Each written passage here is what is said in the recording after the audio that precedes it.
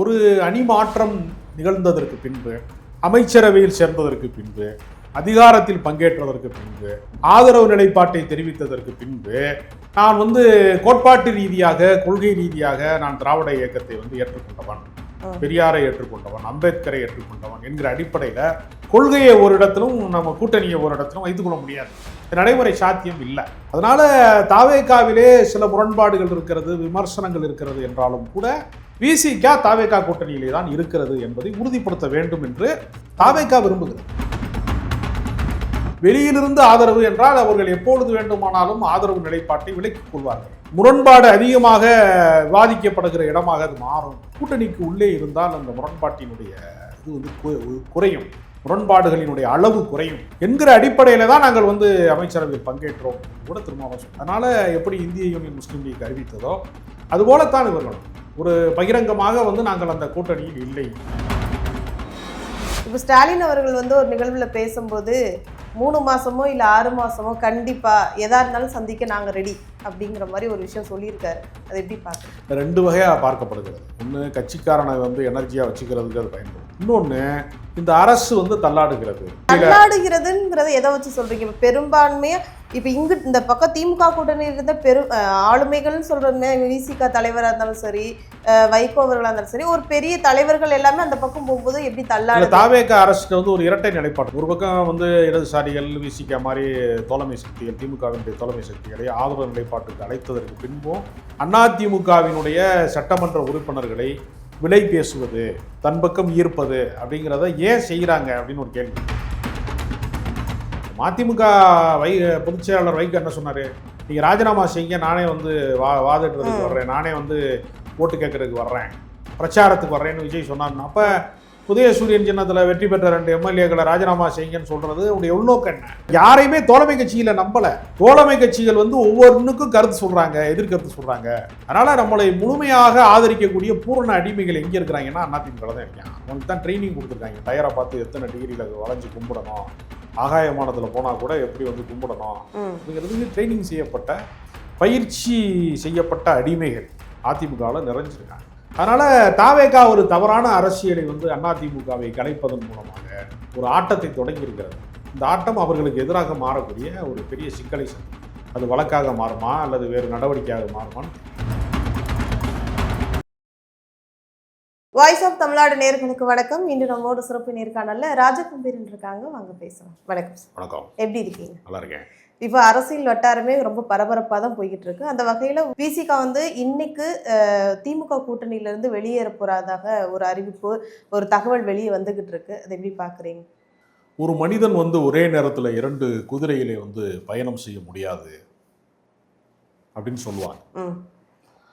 ஒரு விசுவாசமானவன் 2 எஜமானனுக்கு வேலை செய்ய முடியாது அப்படின்னு சொல்லுவாங்க.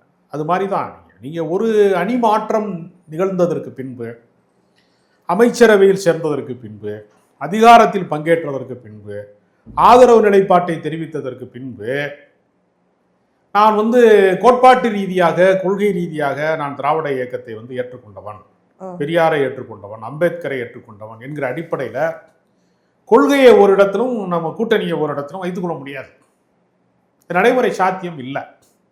அதனால தாவேகாவிலே சில முரண்பாடுகள் இருக்கிறது, விமர்சனங்கள் இருக்கிறது என்றாலும் கூட விசிக தாவேகா கூட்டணியிலே தான் இருக்கிறது என்பதை உறுதிப்படுத்த வேண்டும் என்று தாவேகா விரும்புகிறது.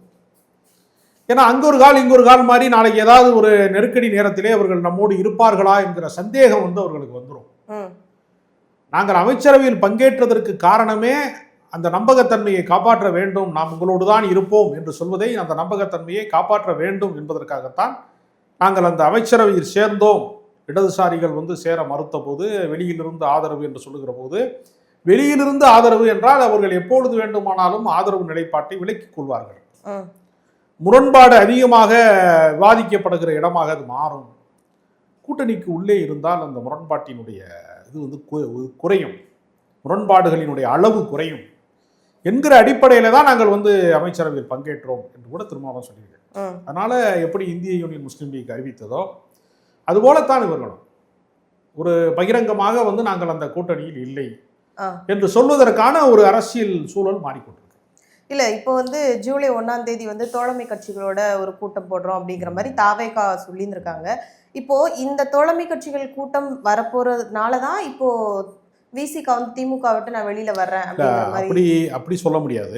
இல்ல இது முன்னாடியே போட்ட பிளான் தானா, இல்ல வெளில வரலாம் அப்படிங்கிற மாதிரி முன்னாடியே போட்ட இல்ல, பிளான்? அதாவது தோழமை கட்சிகளோடு அவங்க ஏன் கூட்டம் போடுறாங்கங்கிறதுக்கு முன்னாடி திமுக வந்து தன்னுடைய நிலைப்பாட்டில் நம்மை விட்டு சென்றவர்கள் ஒரு பக்கம் இருந்தாலும் தங்களுடைய அரசியல் நிலைப்பாட்டை வந்து ரொம்ப தீவிரமாக அவங்க கையாள போகிறார்கள். குறிப்பாக இந்த ஆட்சி நீடிக்காது, நிலைக்காது, இது நிறைய குற்றங்களும் குறைகளும் வந்து பிழைகளும் மலிந்து கிடக்கிறது, சட்ட ஒழுங்கு சந்தி சிரிக்கிறது, திமுக ஆட்சியில் அங்கொன்றும் இங்கொன்றுமாக நடந்த சட்ட ஒழுங்கு பிரச்சனை என்பது எங்கு திரும்பினாலும் சட்ட ஒழுங்கு பிரச்சனையாக மாறி இருக்கிறது. தாவேகா அரசுக்கு வந்து நிர்வாக திறமை இல்லை. ஒரு டெல்லிக்கான சிறப்பு பிரதிநிதியை நியமிப்பதிலே கூட தமிழ்நாட்டில் இருந்து ஒருவரை நியமிக்க வேண்டும். தாவேகாவிலே வந்து ஆயிரக்கணக்கான லட்சக்கணக்கான பேர் இப்போது இருக்கிறார்கள். அவர்களில் ஒருவரை தேர்வு செய்து டெல்லிக்கான சிறப்பு பிரதிநிதியாக அனுப்ப முடியும். அதனால அவங்க வெங்கட் நாராயணா என்று சொல்லக்கூடிய ஒரு திரைப்பட தயாரிப்பாளர். அவர் பூர்வீகம் வந்து ஆந்திராவா, அவர் கர்நாடகத்திலே வந்து பிழைப்புக்காக தொழிலுக்காக இங்கே சென்றார்.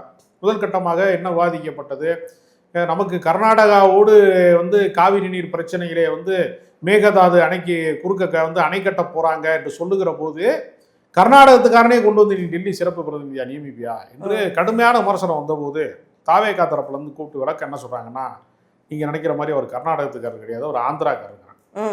இப்ப நீங்க ஆந்திராவில் போய் தமிழ்நாட்டை சேர்ந்த ஒருவரை வந்து டெல்லியினுடைய அரசு பிரதிநிதியாக ஒரு தமிழரை நியமிப்பார்களா? கர்நாடகத்திலே வந்து தன்னுடைய மாநிலத்திலே அல்லாத ஒருவரை வந்து நியமிப்பார்களா? வெங்கட் நாராயணாவுக்கு தமிழ்நாட்டில் ஓட்டே கிடையாது, இந்த மண்ணின் மைந்தன் கிடையாது. சினிமாவில் வந்து விஜய்க்கு வந்து குடுக்கல் வாங்கல் இருக்கு, ஜனநாயகனுக்கு ப்ரொடியூசர் இருந்தாரு, அவருக்கு வரவு செலவு இருக்கு, அவருக்கு நல்லது கெட்டது இருக்கு, லாப நட்டம் இருக்குன்னு அந்த கணக்கு வழக்க தீர்ப்பதற்கு அரசு பதவியை தூக்கி கொடுப்பது எப்படி சரியா இருக்க முடியும்?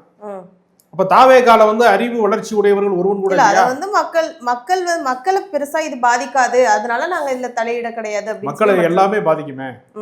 ஒரு அரசு சார்ந்தவர்கள் வந்து ஒருத்தர் தாசில்தாரா இருக்காரு லோக்கல்ல அப்படின்னா அவர் எடுக்கிற முடிவு மக்களை பாதிக்கும்ல, கலெக்டர் எடுக்கிற முடிவு மக்களை பாதிக்கும்ல. அப்ப நீங்க அரசு பதவியில் இருக்கிற அத்தனை பேருக்குமே டெல்லிக்கான அரசு சிறப்பு பிரதிநிதி நமக்கான உரிமைகளை பேச வேண்டிய இடத்துல இருக்கிறவரு, அவருடைய நடவடிக்கை எப்படி நம்மளை பாதிக்காம இருக்கும்? இப்ப தமிழ்நாட்டினுடைய உரிமைகளை விட்டு கொடுக்காமல் மத்திய அரசுக்கும் மாநில அரசுக்கும் உறவு பாலமாக இருக்க வேண்டியவர் தமிழரே கிடையாது அப்படிங்கிறது எப்படி சரியா இருக்க முடியும்? அது உட்கட்சி விவகாரம், அவங்க பார்த்து அதை செய்யறாங்க என்றெல்லாம் நம்ம சொல்லிக் கொள்ளலாம். பொது விஷயம் எப்படி உட்கட்சி விவகாரமா மட்டும் இருக்க முடியும்? உட்கட்சி விவகாரம்னா கட்சியில செயலாளரை போட்டாங்களா? தாவேகாவுடைய மாநில செயலாளராக வெங்கட் நாராயணா போட்டா அது உட்கட்சி விவகாரம். அரசு பொறுப்புனா மக்களுடைய வரிப்பணத்தில அது இயங்குது. நான் வரி கட்டுறேன், ஏன் வரிப்பணத்துல தான் அது இயங்குது, அரசாங்கம் இயங்குது. ஒவ்வொருத்தருமே அப்படி உணரக்கூடிய ஒரு வாய்ப்பு ஜனநாயகத்தில் இருக்கு. அது எப்படி உட்கட்சி விவகாரமா இருக்க முடியும்? அது கட்சி விவகாரம் அல்ல, கட்சி தீர்மானிக்கலாம் யார் வந்து அந்த பொறுப்பில் இருக்க வேண்டும் என்பதுல ஒரு தாவேகாரன் கூட இல்லையா? டெல்லி சிறப்பு பிரதிநிதியாக தகுதி படைத்தவர்கள் உங்களிடத்துல ஒருவன் கூட இல்லையா? அவ்வளவு அறிவிலிகள் இருக்காங்களா? அப்ப உங்களை சுத்தி ஆற்றல் இல்லாதவர்கள் தான் இருக்காங்களா? திறமையற்றவர்கள் தான் இருக்காங்களா? வீணர்கள் தான் உங்க கூட்டமா? அப்படிங்கிற கேள்வி நமக்கு ஒரு மிகப்பெரிய கோபமாக இருக்கு. வேற மாநிலங்கள்ல இது செய்ய முடியுமா? தமிழ்நாட்டினுடைய உரிமைகளை பேசுவதற்கு தமிழர் அல்லாத ஒருவரை நியமிப்பது என்பது எப்படி சரியானதா இருக்க முடியும்? ஒரு தவறான முன்னுதாரணத்தை வந்து தாவேகா அரசு செய்கிறது. அதை தோழமை கட்சிகள் வந்து சுட்டி காட்டுறாங்க, கம்யூனிஸ்ட் கட்சியெல்லாம் சுட்டி காட்டுறாங்க. ஆனால் அதை கேட்கக்கூடிய மனநிலை அவர்களுக்கு இருக்கான்னு தெரியல. அவர்கள் மாற்றுவதற்கான மனநிலையோடு இல்லை. இப்போ வந்து தாவேகா அமைச்சர் ஒருத்தர் சரத்குமார் அவங்கள பத்தி ஒரு பெரிய விமர்சனங்கள் போய்கிட்டு இருக்கு. போதைப் பொருள் யூஸ் பண்ணாங்க குழந்தை, அவங்க சொல்றாங்க நான் குழந்தைக்கு டேப்லெட் தான் தூள் நசுக்கினேன் அப்படின்னு அவங்க சொல்றாங்க. மற்றபடி எல்லாருமே அது போதைப் பொருள் யூஸ் பண்ணாங்க, அது ஓல்டு வீடியோ அப்படிங்கிற மாதிரி.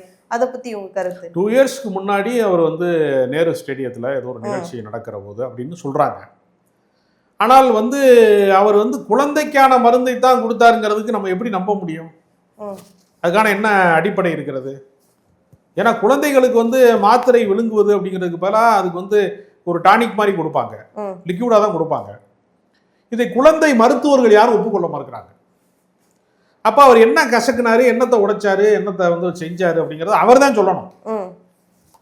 அப்ப தகுதி இல்லாதவர்களை வந்து எந்த விதமான தனிமனித ஒழுக்கம் இல்லாதவர்களை எல்லாம் உயர் பதவிகளிலே வைத்து அலங்கரிக்கிறார்களா, அழகு பார்க்கிறார்களா அப்படிங்கிற விமர்சனம் இருக்கு. அவருக்கு எதிராக இன்றைக்கு வந்து ஜனநாயக ரீதியாக போராட்டத்தை திமுக மாணவரணி இல்ல அந்த இடத்துல டேப்லெட் இல்லைன்னு நம்மளால சொல்ல முடியாது கிடையாதுல்ல. அது டேப்லெட்டா கூட இருக்கலாம், குழந்தைக்கு கொடுத்தது டேப்லெட்டா கூட இருக்கலாம்ல. அவர் குடும்பத்தோடு சென்று இருக்கிறார். அதான் எல்லாருமே சொல்றாங்க, அவங்க ஃப்ரெண்ட்ஸ் முதக்கொண்டு சொல்றாங்க, இல்ல நாங்க எல்லாரும் ஒன்னாதான் போனோம், டேப்லெட் தான் குழந்தைக்கு கொடுத்தாங்க. அது வந்து அவர் உண்மையிலேயே டேப்லெட் தான் பயன்படுத்தினாரா அல்லது வேற எதையாவது போதை வசுகளை பயன்படுத்தினாரா என்பதை அவர் தான் விளக்க வேண்டும். ஏன்னா 2 வருஷத்துக்கு முன்னாடி இருக்கக்கூடிய வீடியோவை வச்சு நம்ம தீர்ப்பெழுத முடியாது, உறுதிப்படுத்த முடியாது. விளக்கியுமே சொல்லியிருந்தாரு, மனைவி குழந்தையோட சேர்ந்து விளக்கி. அதனால இது போன்ற விஷயங்கள்லாம் வந்து விமர்சனத்துக்குரியதாக மாறுகிறது என்கிற போது இதற்கான வாய்ப்பை நீங்கள் தரக்கூடாது. இது போன்ற விமர்சனத்துக்குரிய ஒரு சூழலை வந்து உருவாக்கக்கூடாது. இப்போ வந்து அவங்களுக்கு வந்து அமைச்சர் பதவியை வந்து பறிக்க போவதா ஒரு தகவலும் வந்துகிட்டு இருக்கு. ஆனா அதை பத்தி கட்சி பக்கத்துல இருந்து எதுவும் சொல்லல, ஆனா ஒரு தகவலா பரவுது. அதை எப்படி பாக்குறீங்க? அதாவது கிராமங்கள்ல எல்லாம் சொல்லுவாங்க, வந்து பனைமரத்தடியில நின்றுக்கிட்டு வந்து பாலை குடிச்சாலும் கல்ல குடிச்சாதான் சொல்லுவாங்க, என்ன சொல்லுவாங்க கிராமங்கள்ல. அப்ப நீங்க பொறுப்பு மிக்கவராக இருக்கிற பட்சத்துக்கு இந்த வீடியோவை யார் வெளியிட்டது? யார் வெளியிட்டா? அவரே தான் வெளியிட்டிருக்காரு. அவர் சர்க்கிள்ல வெளியிட்டது வெளியில வந்துருச்சு, அவ்வளவுதான். அப்ப என்ன நோக்கத்துக்காக இது வெளியிடப்பட்டது? சொந்த காசுல ஒரு சூனி வச்சுக்கிட்டாரா அப்படின்லாம் எனக்கு தெரியல. மொத்தத்துல ஒரு சந்தேக பார்வை அவர் மேல உருவாகி விட்டது. இந்த சந்தேகத்தை வந்து அவர் நிவர்த்தி செய்வது அப்படிங்கிறது, ஏன்னா ஊர்வாயை மூட உலை மூடி இல்லைம்பாங்க. இப்படி ஒரு விவாதத்திற்கு அது வந்து விட்டது, பேசு பொருளா மாறிவிட்டது என்பதற்கு பின்பு அவர் சொல்லுகிற விளக்கம் என்பது போதுமானதாக பல பேருக்கு இல்லை. எதிர்கட்சிகள் இதை வைத்து அரசியல் செய்கிறார்களான்னு கேட்டா ஆமா, அரசியல் தான் செய்வாங்க. ஏன்னா நீங்க அரசியல் செஞ்சிருக்கீங்க. யாரோ ஒருத்தன் வந்து அண்ணா பல்கலைக்கழகத்துல வந்து அத்துமீறி நுழைஞ்சாங்கிறது திமுக காரன் தானே சொன்னீங்க. அவன் வந்து திமுக அனுதாபியாகத்தான் இருந்தான், அவன் திமுக காரனே இல்லை அப்படின்னு சொல்லும் போது நீங்க என்ன சொன்னீங்க? அப்படிலாம் இல்லை தானே சொன்னீங்க எல்லாரும். அப்போ அது மாதிரி ஒரு சர்ச்சை கிடைக்கிற போது எதிர்கட்சிகள் அதில் வைத்து அரசியல் செய்வது என்பது ஒரு தவிர்க்க முடியாத ஒன்று. அமைச்சர் சரத்குமார் அவங்க அந்த பிரச்சனையவே சம்பந்தமா இப்போ திமுக வேற அங்கங்க ஆர்ப்பாட்டம் பண்ணிக்கிட்டு இருக்காங்க. அந்த ஆர்ப்பாட்டத்துல வந்து இங்க சென்னையில வந்து நள்ளிரவுல வந்து இல்ல சென்னையில நடத்தக்கூடாது அப்படின்னு சொல்லிட்டு போலீஸ் சொல்றாங்க அப்படின்னு சொல்லிட்டு எல்லாருமே ரொம்ப எதிர்கட்சிகளினுடைய போராட்டத்தை பார்த்து இந்த அரசு அச்சப்படுகிறதுன்னு நான் பார்க்கிறேன். போராடுனா போராடிக்க, கத்தனா கத்திக்க, ஆர்ப்பாட்டம் பண்றனா பண்ணிக்க அப்படின்னு சொல்றதுதான் ஒரு முறையான ஜனநாயகமா இருக்க முடியும். நீ நடுராத்திரில போய் அவனை வந்து வீட்டுல போய் அரெஸ்ட் பண்றது, அதிகாலையில போய் அரெஸ்ட் பண்றது இல்ல, அரெஸ்ட் பண்ண கிடையாது, அனுமதி மறுப்பு அப்படின்னு நடுவில் சொல்லியிருக்காங்க. இல்லையே அவங்க இல்ல, அப்படி நீங்க அதிகாலையில காவல்துறை அணுக வேண்டிய அவசியம் என்ன இருக்கு? அந்த போராட்டம் நிகழக்கூடாது என்பதற்கு காவல்துறை வந்து ஒரு அத்துமீறிய நடவடிக்கையில ஈடுபட்டுச்சு அப்படின்னு குற்றச்சாட்டு சொல்றாங்க. அது ஒரு தவறான முன்னுதாரணம். ஏன்னா நீங்களும் நாளைக்கு எதிர்கட்சி வரிசைக்கு வர வேண்டிய கட்டாயம் வரும். அதனால போராட்டத்தின் குரல்களை வந்து நசுக்குவதை நம்ம வந்து ஏற்க முடியாது. போராடுவது அவர்களுடைய உரிமை. அந்த போராட்டத்திற்கு நீங்கள் என்ன நியாயம் சொல்ல போறீங்க அப்படிங்கிறது வந்து இது ஜனநாயக உரிமை. அது திமுக ஆட்சியில் இருந்தபோது யாருமே போராடலையா? எல்லாரும் போராடிருக்காங்க. இப்போ வந்து தொடர்ந்து வந்து திமுகவை வந்து தாவேகா வந்து பழி வாங்குது அப்படிங்கிற மாதிரி ஒரு பேச்சு போய்கிட்டு. ஏற்கனவே செந்தில் பாலாஜி அவர்களுக்கு ரைடு விட்டாங்க, அதற்கப்புறம் ஏவா வேடு, இப்போ வந்து சிவசங்கர், இப்படி முன்னாள் அமைச்சர்கள் வீடுகளில் ஃபுல்லாக ரைடு, அடுத்து அவங்கவுங்க மேலே புகார், இப்படி மாற்றி மாற்றி பழி வாங்குறாங்க அப்படிங்கிற மாதிரி திமுக சார்பில் எடுத்து வைக்கப்படுது. அதை எப்படி பார்க்குறீங்க? இல்லை, அதாவது எதிர்கட்சிக்காரர்கள் மீது மட்டுமே வழக்கு பாய்கிற போது அதை எப்படி புரிந்து கொள்வார்கள்னு ஒரு கேள்வி. இப்போ நீங்கள் வந்து முறைகேடுகள் சார்ந்த வழக்குகள் அப்படின்னு வரும்போது அந்த வழக்கு எல்லார் மீதும் பாய்கிறதா? இப்போ பல்வேறு முறைகேடு சார்ந்தவர்களை வந்து நீங்கள் வந்து ராஜினாமா செஞ்சு விட்டு சட்டமன்ற உறுப்பினர்கள் வாய்ப்பை வந்து அவர்கள் வந்து ராஜினாமா செஞ்சுட்டு முன்னாள் அமைச்சர்கள் பல்வேறு வழக்குகளிலே சம்பந்தப்பட்டவர்களை உங்கள் கட்சியிலே சேர்ப்பதற்கு நீங்கள் முயற்சி எடுக்கிறீங்க. அப்போ உங்களுக்கு வந்து விராலிமலையிலேருந்து விஜயபாஸ்கர் வரலாம், கரூர்லேருந்து எம்ஆர் விஜயபாஸ்கர் வரலாம், பல அதிமுகவின் முன்னாள் அமைச்சர்கள் வரலாம், உடுமலை ராதாகிருஷ்ணன் வரலாம் என்றெல்லாம் நீங்கள் கடம்பூர் ராஜெல்லாம் வரலாம்னு நீங்கள் நினைக்கும் போது ஒவ்வொருத்தருக்கான பின்னணி இருக்குல்ல, அவர்கள் என்ன பின்னணியில் இருந்திருக்காங்கன்னு ஒரு கேள்வி இருக்குல்ல. நீங்கள் தூய சக்தியாக உங்களை சொல்லிக் கொள்கிறீர்கள், ஆனால் எல்லா முறைகேடுகளையும் செய்த முன்னாள் அமைச்சர்களை உங்கள் கட்சியிலே சேர்க்கிறீர்கள். இது எப்படி சரியா இருக்க முடியும்? அப்போ திமுக காரன் மேல மட்டும்தான் நான் வழக்கு போடுவேன்னா அண்ணா திமுக காரன் மேல ஏன் ஒரு வழக்கு கூட போடல? ஒருவர் மீது கூட ஏன் நடவடிக்கை இல்லை? இதுல குறிப்பா பார்க்கப்படுறது வந்து விஜய் அவர்கள் வந்து சட்டமன்றத்துல ஒரு விஷயம் சொல்லியிருந்தாங்க, நாங்களும் பண்ண மாட்டோம், பண்ணவங்களையும் இனிமே நாங்க விட மாட்டோம் அப்படிங்கிற மாதிரி சொல்லியிருந்தாங்க. அப்ப இதெல்லாம் வச்சுதான் இந்த பழி வாங்கப்படுதா? இல்ல, அதாவது திமுகவை ஒழித்து கட்டுவதுங்கிற அஜெண்டா மட்டும்தான் வந்து தாவேகாவுடையதாக இருக்கு. தாவேக்கா இது வரைக்கும் ஏதாவது கொள்கை பேசியிருக்கிறதா, கோட்பாட்டு ரீதியாக எதையாவது அணுகியிருக்கிறார்களா, ஏதாவது வந்து தலைவர்களை வந்து மேற்கோள் காட்டக்கூடிய இடத்துல அவங்க இருக்காங்களான்னா எதுவுமே இல்லை. அவங்களுக்கு திமுகவை வீழ்த்தணும், நான் அதிகாரத்துக்கு வரணும் என்றுதான் நினைக்கிறாங்களே தவிர தமிழ்நாட்டினுடைய பற்றி எரியக்கூடிய எந்த பிரச்சனைகள் குறித்தும் அவர்களுடைய கருத்தோட்டம் என்ன என்பதை அவர்கள் ஒழித்துக் கொள்கிறார்கள், மறைத்துக் கொள்கிறார்கள் எல்லா விஷயத்திலையும். இப்போ நீங்கள் வந்து திடீர்னு வந்து நீதி அரசராக இருக்கக்கூடிய ஜி.ஆர். சுவாமிநாதன் ஒரு தீர்ப்பு சொல்றார், மதம் மாறிய இஸ்லாமியருக்கு பிற்படுத்தப்பட்டவருடைய பட்டியலில் சேர்க்க இயலாது, பிசியில் சேர்க்க முடியாது அப்படி சொல்றார். அப்போ அப்படி சேர்க்க முடியாதுன்னா அவங்கள எங்கே போய் நிப்பாட்ட போற? இந்திய சமூகத்தில் ஏதாவது ஒரு சமூகத்தினுடைய பின்னணியில தான் ஒருவர் தன் கடவுளை மாற்றிக் கொள்கிறார். ஆனால் அவர் இந்திய சமூகத்தில் இருக்கணும், அவர் இடஒதுக்கீட்டுக்கு கீழே வரணும், சமூக நீதிக்கு கீழே வரணும், அவர் ஏற்கனவே பிற்படுத்தப்பட்டவராக அறிவிக்கக்கூடிய ஏற்கனவே தீர்ப்பு இருக்கு. அந்த சட்டத்தை ஏன் மாற்றுகிறார்? அப்ப அது குறித்து என்ன நீங்க வந்து முதலமைச்சர் ஏதாவது சொல்லியிருக்கிறாரா? மேல்முறையீடு செய்வோம்னு அமைச்சர் சொல்றாரு. ஆனா இது இது இது போன்ற கருத்தோட்டம் இருக்குல்ல, நீங்க இந்திய யூனியன் முஸ்லீம் லீக்கை பக்கத்துல வச்சுக்கிறீங்க, ஆனா இஸ்லாமியருக்கான உரிமை என்று வருகிற போது நீங்க குரல் கொடுக்க மாட்டியா அப்படிங்கிற மாதிரி ஒரு இரட்டை நிலைப்பாடு. அதே இரட்டை நிலைப்பாடு தான் திமுக அமைச்சர்கள் மேல நான் வழக்கு பாயும், மற்ற யாரு மேலேயும் வழக்கு பாயாது என்று சொல்வதெல்லாம் இருக்கு இல்லையா, அதெல்லாம் கொஞ்சம் உள்நோக்கமுடையதாக இருக்கிறது. எல்லாமே உள்நோக்கம் தானா? ஆமா, எல்லாமே அரசியல் உள்நோக்கமுடையதாக இருக்கிறதே தவிர நீதியின் பார்ப்பட்டதாக இல்லை, அறம் சார்ந்ததாக இல்லை, அரசியல் சார்ந்ததாக மட்டுமே இருக்கிறது, சார்பு நிலை சம்பந்தப்பட்டதாக மட்டுமே. இப்போ வந்து தாவேகா சார்பில் வந்து எல்லா துறைகளுமே முக்கால்வாசி வந்து வெள்ளை அறிக்கை விட போறோம் அப்படின்லாம் சொல்றாங்க.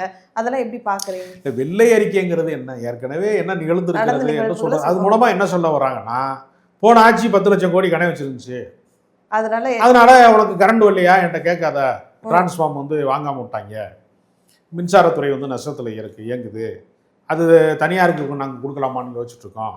எல்லாவற்றிலையுமே அவங்க என்ன செய்யறாங்கன்னா பொறுப்பை தட்டி கழிப்பதற்கு வெள்ளை அறிக்கையை பயன்படுத்துறாங்க. என்கிட்ட நிதி இல்லை அப்படின்னு சொல்றது மூலமா, இப்போ நீங்க சில பேர்கிட்ட போய் அவசரமா வந்து பணம் வேணும் எனக்கு அப்படின்னு ஒரு வசதியான ஒரு ஆள்கிட்ட போய், ஒரு வீட்டில் போய் ஒருத்தர் வேண்டப்பட்டவர்கிட்ட போய் உதவி கேட்குறீங்கன்னு வச்சுங்க, அவங்க என்ன பண்ணுவாங்கன்னா காசு இல்லைன்னு சொன்னா நம்ப மாட்டாங்க அப்படிங்கிறக்காக அவங்க அவசரத்துக்கு ஏதாவது ஒரு நகையை அடமானம் வச்சிருப்பாங்க. இந்த சீட்டை கொண்டு வந்து கொடுப்பாங்க சில பேர், பாத்தியா இந்த சீட்டை பாத்தியா, நானே கடை வச்சிருக்கேன் அப்படின்னா என்ன அர்த்தம்னா, நீ அப்படி எதுவும் என்கிட்ட கேட்டுறாத. அது இந்த வெள்ளை அறிக்கைங்கிறது என்னன்னா, கடந்த கால அரசின் மீது குற்றச்சாட்டு சொல்வதன் மூலமாக நிகழ்கால தவறுகளுக்கு எங்க மேல வந்து நீங்க பொறுப்பு சாட்டாதீங்க, நாங்க வரமாட்டோம் அப்படின்னு சொல்றாங்க. அதுதான் அவர்கள் செய்யறாங்க. அப்ப எல்லா இடத்துலயுமே தாவேகா தப்பிக்க தான் பாக்குதுன்னு சொல்ல வரீங்களா? அதுல என்ன சந்தேகம் உங்களுக்கு? தாவேகா எந்த பொறுப்பையும் கையில் எடுத்துக்கொள்ள விரும்பலையே. எல்லாவற்றிலையுமே நீங்க பாத்தீங்க, நான் திடீர்னு டெண்டரை கேன்சல் பண்றேன், நீ யோசிச்சு பாருங்க, குன்னூர் நகராட்சியினுடைய கோரிக்கையின் அடிப்படையில் அவங்க 10 கோடி ரூபாய்க்கு வந்து ஒரு பார்க்கிங் ஏற்பாடு பண்ணாங்க. பார்க்கிங்ல வந்து என்ன பண்ண போறாங்க, திமுக காரங்க தான் வந்து படுத்துக்குறாங்களா, அவங்க கார் மட்டும் தான் நிற்குமா? அப்படி இல்லைல்ல, சுற்றுலாவுக்கு வருகிற அனைவருடைய கார்களுமே அங்கங்க வந்து சிதறி கிடக்கும். சுற்றுலா தலங்கள்ல ஹில் ஸ்டேஷன்ல வந்து பார்க்கிங்கே இருக்காது. பார்க்கிங் என்பது அந்த ஊருக்கு அத்தியாவசியம் தான். அதை வந்து ஆடம்பரம் நம்ம சொல்ல முடியாது. இப்போ ஒரு கல்யாண மண்டபம் இருக்கு, பார்க்கிங் இல்லைன்னா என்ன செய்வான், எல்லாரும் ரோட்ல தான் வண்டி விட்டு வருவான். அப்ப என்ன ஆகும், போக்குவரத்துக்கு அது இடைஞ்சலா மாறும். பஸ் வந்துச்சுன்னா அந்த 2 காரை குறுக்க போட்டாங்கன்னா பஸ் நகராது. இது நம்ம பார்க்குற முடியாது பல இடங்கள்ல. அப்ப பார்க்கிங் என்பது ஒரு தேவைதான். அது கார் வச்சிருக்கிறவனுக்கு தான் தேவைன்னா, டூரிஸ்ட் பிளேஸா இருக்கிறவன் எல்லாருமே பஸ்ஸில் மட்டும் தான் போவானா என்ன? வசதி குறைவா இருக்கிறவன் கூட மிடில் கிளாஸ் கூட ஒரு வாடகைக்கு கார் எடுத்துட்டு கூட போவான்ல. இப்போ வாடகைக்காரன் எங்கே நிப்பாட்டுவான்? அப்போ இவங்க என்ன நினைக்கிறாங்கன்னா, திமுக என்ன திட்டத்தை கொண்டு வந்தாலும் அதை நான் ஏற்க முடியாது, அதை கேன்சல் பண்ணு, டெண்டரை கேன்சல் பண்ணு அப்படிங்கிறாங்க. இதுதான் ஜெயலலிதா செஞ்சாங்க. ஜெயலலிதா என்ன பண்ணாங்க, சட்டப்பேரவை கட்டடத்தை கட்டிக்கிட்டு இருக்கும்போது ஓமந்தூரார் மருத்துவமனையை மாற்றி விட்டாங்க. அண்ணா நூற்றாண்டு நூலகத்தை கோட்டூர்புரத்தில் கட்டி முடிச்சோன்னா அதை கல்யாண மண்டபமாக வாடகை விட்டாங்க. அதுக்கப்புறம் ஒரு லைப்ரரியா மெயின்டைன் பண்ண வேண்டிய இடத்துல இலையை கொண்டு வந்து கொட்டிக்கிட்டு இருக்காங்கன்னு வச்சுங்க, மிச்சம் சாப்பிட்ட இலையை கொண்டு வந்து, அந்த இடம் எப்படி இருக்கும்? அது லைப்ரரிக்கான இடமா இருக்காதுல்ல. அப்போ ஆடிட்டோரியத்தை கொண்டு வந்து வேறு வேறு நிகழ்ச்சிகளுக்கு கொடுக்குறாங்க. இதெல்லாம் ஒரு தவறான முன்னுதாரணம். ஒரு அரசு கொண்டு வரக்கூடிய நலத்திட்டத்தை அடுத்த அரசு பின்பற்ற வேண்டுமே தவிர, எங்கே அந்த அரசுக்கு நல்ல பேர் வந்துருமோ இதெல்லாம் செஞ்சா, அவங்க ஆட்சியில் கொண்டு வந்ததுனால அவங்களுக்கு நல்ல பேர் வந்துருமோன்னு கேன்சல் பண்ணுறது வந்து ஒரு நல்ல கலாச்சாரம் கிடையாது, ஒரு அரசியல் பண்பாடு கிடையாது. அப்படி பார்த்தா தாவேகா வந்து ஸ்டாலின் அவர்கள் கொண்டு வந்த பாதி திட்டத்தை இன்னும் நடைமுறைப்படுத்த தானே செய்யுது. எங்க நடைமுறைப்படுத்த? நான் முதல்வனா இருந்தாலும் சரி, நிதி உதவியா இருந்தாலும் சரி, மகளிர் உதவி. மகளிர் உதவி இவங்க சொன்ன எல்லைக்குள்ள அது வரல. ஸ்டாலின் கொடுத்த 1000 ரூபாயை இவங்களும் கொடுக்குறாங்க. அதான் ஸ்டாலின் அவர்கள் கொடுத்தது எல்லாத்தையும் இன்னும் நடைமுறைப்படுத்துறாங்க. இவங்க புதுசா கொடுக்கறது கூட டிலே ஆகுதோ என்னமோ, ஆனா பழசு இன்னும் போய்கிட்டு தானே இருக்குன்னு சொல்றேன். இல்ல அதை நடைமுறைப்படுத்தலைன்னா மக்கள் உங்களுக்கு எதிராக திரும்பி விடுவார்கள்ங்கிற அச்சம் தான் அது காரணம். எந்த நலத்திட்டத்தையுமே நிறுத்த முடியாதுல்ல. இப்போ நீங்கள் அம்மா உணவகத்தை வந்து நம்ம மறுபடியும் நாங்கள் வந்து செயல்பட வைக்கிறோம். இல்லை, அவங்களே சொல்றாங்க, நான் முன்னாடி இருந்த எதையுமே நாங்கள் நிறுத்த கிடையாது, எல்லாத்தையும் நல்லபடியாக நடத்த தான் செய்கிறோம் அப்படின்னு சொல்றாங்க. இல்லை, அப்படி ஒரு பக்கம் சொல்லிக்கிட்டு இன்னொரு பக்கம் டெண்டர்களை கேன்சல் பண்ணுறாங்க. அப்படின்னா திமுக ஆட்சியில் நிகழ்ந்தது எதையுமே நடத்தக்கூடாதுன்னு நினைக்கிறாங்க. இப்போ நீங்கள் வந்து சிவசங்கர் மேலே வந்து ஒரு வழக்கு போடுறாங்க. அப்போ நீங்கள் எல்லா மேலேயும் வழக்கு போடலாம், நிரூபிக்கணும்ல குற்றத்தை. போகிற போக்கில் ஏதாவது சொல்லலாம், நிரூபிக்கணும்ல. அந்த நிரூபிக்க வேண்டிய இப்போ பார்ட்டி ஃபண்டுனாங்க, பார்ட்டி ஃபண்டு எப்படி நிரூபிப்பாங்க? நிரூபிக்க முடியாது. அது மாதிரி எத்தனையோ விஷயங்கள் இருக்கிறது. அதனால அவங்க வந்து குற்றச்சாட்டு சொல்றாங்கிறதுனாலயே அந்த குற்றத்திற்கு வந்து நிரூபிக்க வேண்டிய பொறுப்பு அவங்ககிட்ட இருக்கு. அதனால போற போக்கில் எதையாவது சொல்றாங்க. இப்போ ஸ்டாலின் அவர்கள் வந்து ஒரு நிகழ்வுல பேசும்போது 3 மாசமோ இல்லை 6 மாசமோ கண்டிப்பா எதா இருந்தாலும் சந்திக்க நாங்க ரெடி அப்படிங்கிற மாதிரி ஒரு விஷயம் சொல்லியிருக்காரு. அதை எப்படி பார்க்குறேன்? 2 வகையாக பார்க்கப்படுகிறது. ஒன்று, கட்சிக்காரனை வந்து எனர்ஜியாக வச்சுக்கிறதுக்கு அது பயன்படும். இன்னொன்று, இந்த அரசு வந்து தள்ளாடுகிறது. இது பெரும்பான்மையை வந்து தள்ளாடுகிறதுங்கிறத எதை வச்சு சொல்றீங்க? இப்போ பெரும்பான்மையா இப்போ இங்கு இந்த பக்கம் திமுக கூட்டணி இருந்த ஆளுமைகள்னு சொல்றதுமே விசிக தலைவராக இருந்தாலும் சரி, வைகோ அவர்களாக இருந்தாலும் சரி, ஒரு பெரிய தலைவர்கள் எல்லாமே அந்த பக்கம் போகும்போது எப்படி தள்ளாடு? தாவேக அரசுக்கு வந்து ஒரு இரட்டை நிலைப்பாடு இருக்கு. ஒரு பக்கம் வந்து இடதுசாரிகள் விசிக மாதிரி தோழமை சக்திகள், திமுகவினுடைய தோழமை சக்திகளை ஆதரவு நிலைப்பாட்டுக்கு அழைத்ததற்கு பின்பும் அதிமுகவினுடைய சட்டமன்ற உறுப்பினர்களை விலை பேசுவது, தன் பக்கம் ஈர்ப்பது அப்படிங்கிறத ஏன் செய்கிறாங்க அப்படின்னு ஒரு கேள்வி. அப்போ தொடர்ச்சியாக நீங்கள் வந்து அதிமுகவில் ஏற்கனவே 4 பேர் ராஜினாமா பண்ணாங்க. இப்போ இன்னைக்கு வந்து எம்ஆர் விஜயபாஸ்கர், ஏற்கனவே விராலிமலை விஜயபாஸ்கர், அப்போ 6 பேர் ரிசைன் பண்ணியிருக்காங்க. இது வரைக்கும் 47 எம்எல்ஏ 41 ஆகி விட்டதுன்னாங்க. அப்போ தொடர்ச்சியாக இந்த வேலை எதுக்காக செய்கிறாங்க? மதிமுக பொதுச் செயலாளர் வைகோ என்ன சொன்னார்? நீங்கள் ராஜினாமா செய்யுங்க, நானே வந்து வாதிடுறதுக்கு வர்றேன், நானே வந்து ஓட்டு கேட்கறதுக்கு வர்றேன், பிரச்சாரத்துக்கு வர்றேன்னு விஜய் சொன்னார்னா, அப்போ உதயசூரியன் சின்னத்தில் வெற்றி பெற்ற 2 எம்எல்ஏக்களை ராஜினாமா செய்யுங்கன்னு சொல்றது உடைய உள்நோக்கம் என்ன? யாரையுமே தோழமை கட்சியில நம்பல. தோழமை கட்சிகள் வந்து ஒவ்வொன்றுக்கும் கருத்து சொல்றாங்க, எதிர்கருத்து சொல்றாங்க, மாற்று கருத்தை முன்வைக்கிறாங்க, கண்டனம் தெரிவிக்கிறாங்க. அதனால நம்மளை முழுமையாக ஆதரிக்கக்கூடிய பூரண அடிமைகள் எங்கே இருக்கிறாங்கன்னா அதிமுக தான் இருக்கான். அவனுக்கு தான் ட்ரைனிங் கொடுத்துருக்காங்க. டயரை பார்த்து எத்தனை டிகிரியில் வளைஞ்சு கும்பிடணும், ஆகாயமானத்தில் போனால் கூட எப்படி வந்து கும்பிடணும் அப்படிங்கிறதுக்கு ட்ரைனிங் செய்யப்பட்ட, பயிற்சி செய்யப்பட்ட அடிமைகள் அதிமுகவில் நிறைஞ்சிருக்காங்க.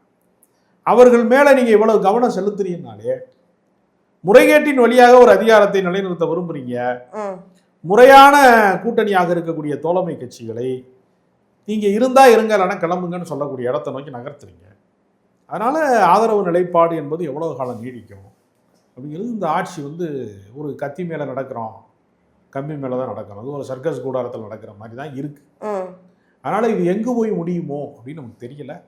ஏன்னா மத்திய அரசாங்கம் பார்த்து கொண்டே இருக்கிறது. அவங்க ஏதாவது ஒரு விஷயத்தில் நடவடிக்கை எடுக்கக்கூடிய ஒரு சூழ்நிலை வந்துச்சுன்னா இந்த அரசு வந்து கவிழ்வது. அதனால் தாவேக அரசினுடைய ஒட்டுமொத்த முடிச்சும் வந்து பிடிமானம் என்பது மத்திய அரசாங்கத்தின் கையில் இருக்கிறது. அவர்கள் எந்த வழக்கின் வழியாக எப்படி நுழைவார்கள், என்ன செய்வார்கள்னு பொறுத்திருந்து பார்க்கலாம். அதிமுகவில் ஏற்கனவே ஒரு 5 எம்எல்ஏக்கள் வந்து பதவியை ராஜினாமா பண்ணிட்டாங்க.